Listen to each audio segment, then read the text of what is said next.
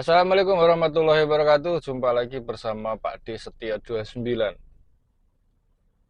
Pak D, kalau mau mengurangi kecepatan, kalau mau berhenti, mungkin di depan ada kendaraan yang akan berbelok ataupun berhenti dan kita harus mengurangi kecepatan, atau mungkin kita akan berbelok di suatu perempatan ataupun pertigaan.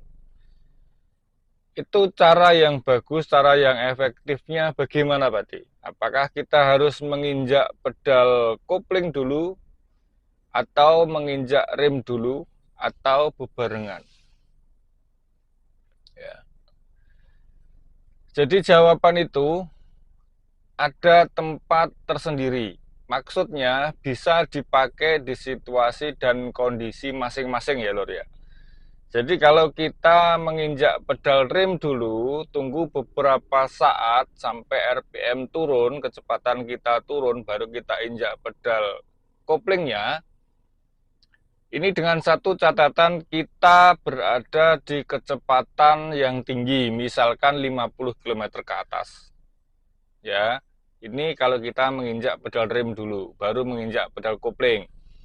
Namun, jika kita menginjak pedal kopling dulu, baru menginjak pedal rem, ataupun menginjak pedal rem dan kopling secara bebarengan, itu juga boleh. Akan tetapi tetap seperti tadi dengan catatan situasi dan kondisi yang berbeda. Maksudnya kalau kita menginjak pedal kopling dulu baru menginjak pedal rem atau menginjak pedal rem dan kopling berbarengan, artinya kita harus berada di kecepatan yang rendah. Misalkan kita sedang berjalan di sebuah jalan kampung, di sebuah gang. Kita mau berbelok atau berhenti. Karena di jalan sempit, di jalan seperti itu, kita tidak mungkin mau kecepatan tinggi. Pasti 20-30 km per jam saja. Itu boleh kita menginjak pedal kopling, baru pedal rem, atau pedal kopling dan pedal rem bebarengan. Sekarang saya praktekkan bagaimana cara menginjak pedal rem dulu dan baru menginjak pedal kopling di saat kita berada di kecepatan tinggi. Kenapa kita harus menginjak pedal rem dulu, Pak D? Jadi di mobil kita, disadari atau tidak disadari lor ya, kita ada yang namanya sistem engine brake, yaitu bantuan dari mesin untuk mengurangi kecepatan secara otomatis.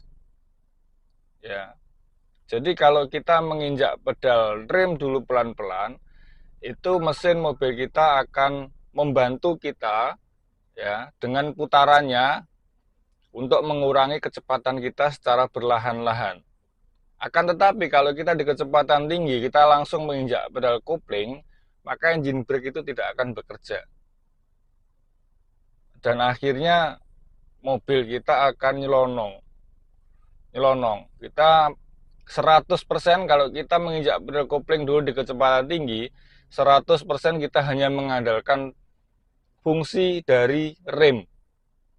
Ya, 100% kita hanya mengandalkan fungsi dari rem kalau kita di kecepatan tinggi menginjak pedal kopling dulu. Sekarang kita praktek aja langsung. Kita praktek ya lor ya. Kita praktek berjalan di kecepatan 50 km ke atas. Oke, masuk gigi 1, angkat pedal koplingnya pelan. Dan kiri kosong. Oke, kecepatan di 20 km per jam, gigi 2. Sekarang kecepatan naik di 40 km, masuk ke persneling 3. Saya nyalakan lampu hazard karena di jalan raya ya lor ya. Oke, kecepatan saya sekarang sudah 50. Di belakang masih ada motor, kita biarkan lewat. Saya akan naik gigi 4 di kecepatan 60 km per jam. Oke, dan di sini saya akan mengurangi kecepatan. Mengurangi kecepatan di sini. Oke, saya injak pedal rem dulu. Pedal rem dulu, RPM 1000, baru saya injak pedal kopling. Tuh. Ya, baru saya injak pedal kopling di RPM 1000. Setelah beberapa saat RPM turun dan kecepatan mobil kita sudah berkurang secara drastis dengan bantuan dari engine brake. Ya, gitu ya lor ya. Nah, itu yang pertama, kita jalan di kecepatan 50 km ke atas dan melakukan pengereman, menginjak pedal rem dulu, baru menginjak pedal kopling dengan bantuan engine brake. Bagaimana sekarang kalau kita langsung menginjak pedal kopling, baru beberapa saat menginjak pedal rem? Ini pasti akan membutuhkan waktu yang lebih dari kalau kita menginjak pedal rem dulu, karena ini engine brake tidak berfungsi sama sekali. Oke ya lor ya, kita jalan lagi.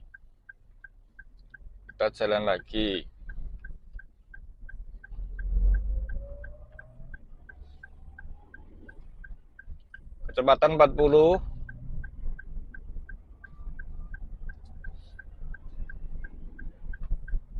kecepatan 60, saya nyalakan ya.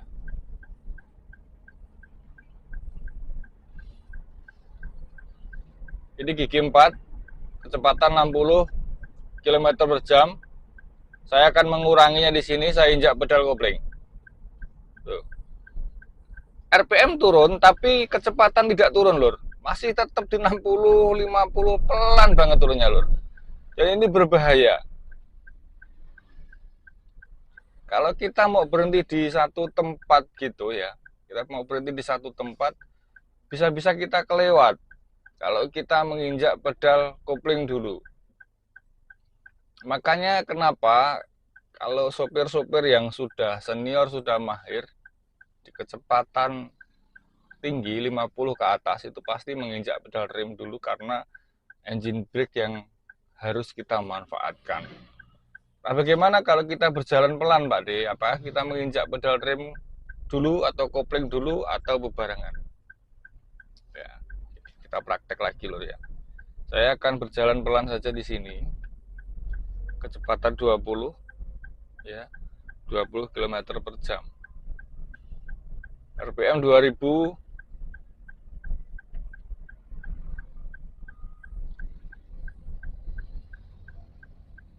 Kecepatan 20. Kalau di kecepatan rendah seperti ini, kita bisa menginjak pedal kopling dulu baru pedal rem atau bebarengan. Bisa, boleh. Asal di kecepatan rendah. Nah, injak pedal rem langsung pedal kopling. Ya, gitu ya lor ya. Ini kalau di kecepatan rendah ya. Kalau di kecepatan tinggi akan berbeda. Jadi jawaban itu semua benar, semua bisa dipakai.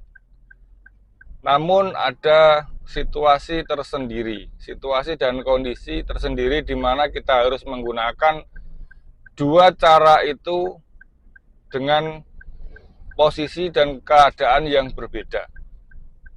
Jadi tidak ada yang salah dengan dua jawaban itu ya lor ya. Semoga video ini bisa membantu, semoga video ini bisa bermanfaat untuk saudaraku, dulurku semua yang sedang belajar mengemudi. Tingkatkan terus jam terbangnya, tingkatkan terus jam terbangnya, tingkatkan terus jam terbangnya. Asah terus, kita gali pengalaman, kita berbagi pengalaman di sini.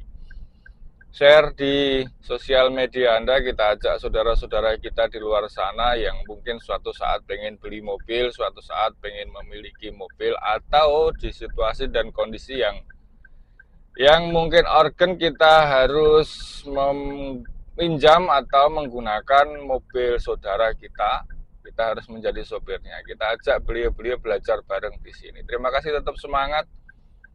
Semangat dan semangat, salam sehat berkah barokah. Assalamualaikum warahmatullahi wabarakatuh, dan tetap